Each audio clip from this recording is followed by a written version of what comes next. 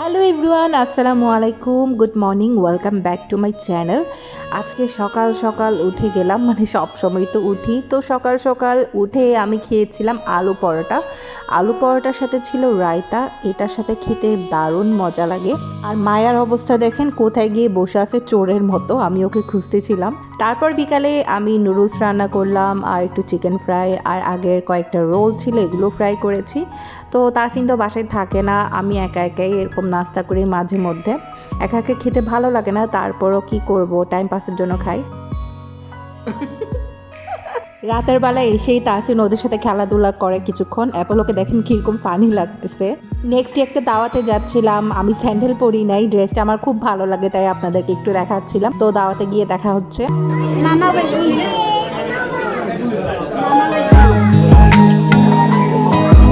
Dubai ইউইতে এরকম বৃষ্টি আর কখনো হয়নি। আপনারা হয়তো বা নিউজে বা ফেসবুকে দেখেছেন, দুবাই একদম ডুবে গেছে। আমরা থাকি আবুধাবিতে, আবুধাবি সিটিতে ওইভাবে পানি ওঠেনি, কিন্তু অনেক বেশি তুফান হয়েছে।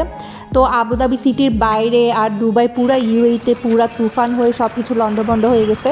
এটা ছিল তাসিনের অফিসের বাইরের দৃশ্য। আপনারা দেখেন দুবাই শহরে কীরকম বৃষ্টি হলো।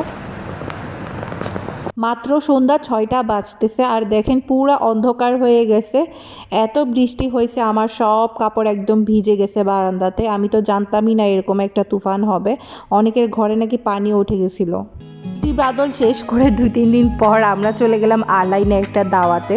আপনারা ভাবতেছেন এই বৃষ্টি পড়লে আবার এখন কোথায় বের হয়ে যাচ্ছে, আসলে এটা 2 দিন পরে আমরা বের হচ্ছিলাম। বাচ্চাদেরকে খাওয়াই দাওয়াই দিলাম, সবাই ঘুমাই গেছে। অ্যাপোলোর ব্যাগটা দেখেন খুবই হাস্যকর, ছিঁড়ে ঠিড়ে শেষ। এখানে আমার ছোট্ট ফ্লাফি পাখি আমার ঘুমাচ্ছে। তারপর এখানে একটা ছোট্ট মেহমান, ওর ব্যাপারে আমি নেক্সট ব্লগে বলবো। এখানে আমার গোলু বেবি ঘুমাচ্ছে। গোলু বেবি, মাম্মা চলে যাচ্ছে তো। ওরে বাবা, দেখে গুলু বেবি ঘুমাচ্ছে। এখানে আমার অ্যাপোলো বেবিটা উঠে গেছে, মাম্মা বাইরে যাবে তো সেজন্য অ্যাপোলো বেবি উঠে গেছে না। ওহো, আমার ক্যামেরাতে কি হয়ে গেল আবার। তো এখানে বেবি উঠে গেছে, ও অনেক অ্যাফেকশনেট। ও আমরা কোথাও চলে যাব সেজন্য ও উঠে বসে যায়, আমাদের পিছে পিছে থাকে। মাম্মা চলে আসলো, ওকে। তো দেখেন যেতেই দিচ্ছে না, ওদেরকে ছেড়ে যেতেই কোথাও ইচ্ছা করে না, এরকম করে দেখেন। বেশিরভাগ অ্যাপোলো দেখেন যেতেই দিচ্ছে না, কোলে বসে গেছে। ও বুঝতে চাচ্ছে না যে আমি বের হব, আমি ড্রেস পরে আসি, ও এখানেই বসে গেছে, ও আমার কাছে বসবে। নেমে গেছে আবার।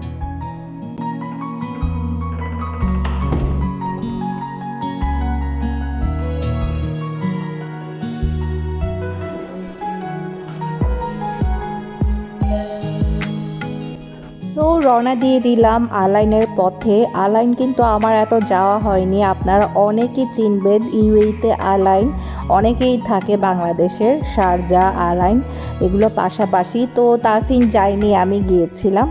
তারপর চলে আসলাম আমরা আন্টির বাসায়। আন্টি অনেক কিছু রান্না করেছে, দেখুন কত মজার মজার খাবার, মাশাল্লাহ সবগুলো খুবই খুবই মজা হয়েছে। তারপর আমরা সবাই খাওয়া দাওয়া নিয়ে স্টার্ট করে দিলাম। আমার শ্বশুর, আব্বু, আম্মু সবাই, আমার দেবরা, আমার মামা শ্বশুর সবাই গিয়েছিলাম আমরা। তারপরে আর এখানে আব্বু খাবার খাচ্ছে।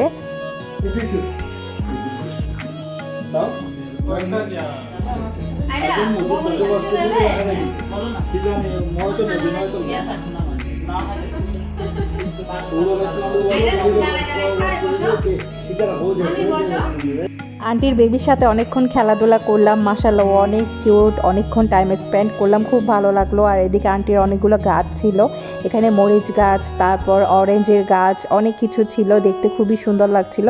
অনেকগুলো মরিচ টরিচ কিন্তু উঠছে, আর রাতের বেলা তো তাই গাছ থেকে ছিঁড়ে দেয়নি, না হলে আন্টি অনেকবার দিতে চাইছিল, রাত হয়ে যাওয়ার কারণে। রাতে নাকি গাছের পাতা ছেঁড়া ভালো না, গাছ ছেঁড়া ভালো না। সো যাই হোক, আমরা এখন রওনা দিব। আমরা যেতে যেতে আমাদের 2 ঘন্টার মতো লাগবে আবুধাবিতে পৌঁছতে। সো আজকের ব্লগ কেমন লেগেছে কমেন্টে জানাতে ভুলবেন না। দেখা হবে নেক্সট ব্লগে। সবাইকে আল্লাহ হাফেজ, এখানে বিদায় দিয়ে দিব।